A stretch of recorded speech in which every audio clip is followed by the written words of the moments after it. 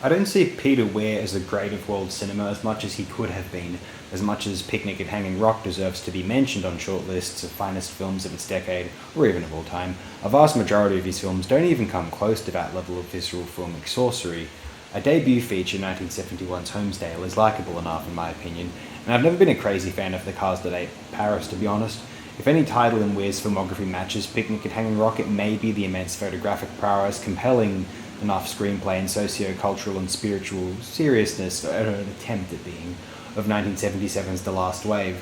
I'm very fond of this film as a piece of, visceral filmmaking and as a highly compelling thriller. The compositional components of this picture, although I am aware of a skepticism of some sort toward this film as an act of First Nation solidarity, it is accused to some extent of being a film which is more concerned with post-settlement anxieties and guilt, might treat the indigenous culture as too exotic or an other, and or of using it as a gimmick for a slightly esoteric thriller exercise.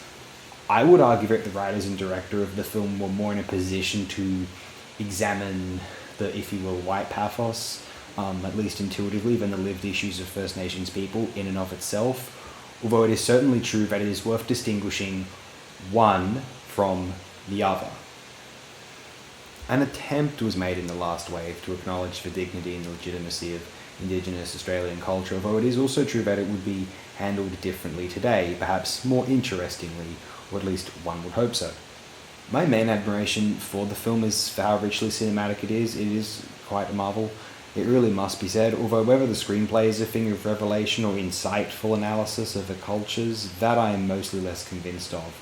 Although I'd be lying if I said I didn't find it compelling and wholly watchable in the film, moment to moment. And again, insofar as the filmmakers are attempting to explore what, if you want to call it this, a white Australian pathos, as an attempt to interact with and sort of come to terms with the presence, the residue of the First Nations culture, and insofar as it continues to manifest eternally. I think that the filmmakers and the writers are more in a position to examine this. They could have made an attempt to do something that was more from a First Nations lived experience perspective, although I think those films, it might be better off for First Nations filmmakers and artists to compose those films, potentially.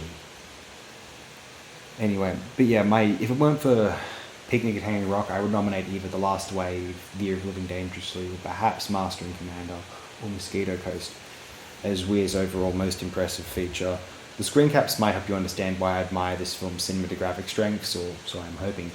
After this feature, Weir helmed forgettable films such as The Plumber, Gallipoli. Not many people will agree with me on this, I believe. Dead Poets Society, Green Card, The Truman Show. For the most part, I think it's mostly overrated, not gonna lie. And 2010's The Way Back.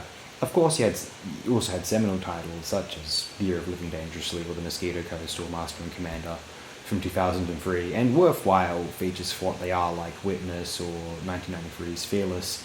He knew how to helm a really good film. I just think that sometimes his priorities weren't always in the right place. Sometimes his films are too focused on a banal, juvenile premise, or a bit too rote and predictable, or too pandering to general audiences to explore anything of sincere depth. Given how captive general audiences are to mediocrity, it is well-intentioned but mostly unfruitful, and actually strangely quite bad for them to continue just pandering to them.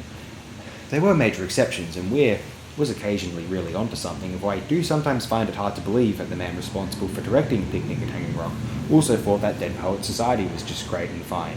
The Last Wave director helmed the mostly lifeless endeavour that is Gallipoli, but the Year of Living Dangerously director could not be bothered attempting to compose anything quite as impactful afterward. Well, that's not true. And it would be very hard work to do so. I don't think Weir was necessarily the greatest director Australia ever signed, although at his very best, honing in on just those films, you could make an argument that, compared to everyone else, he maybe sort of was.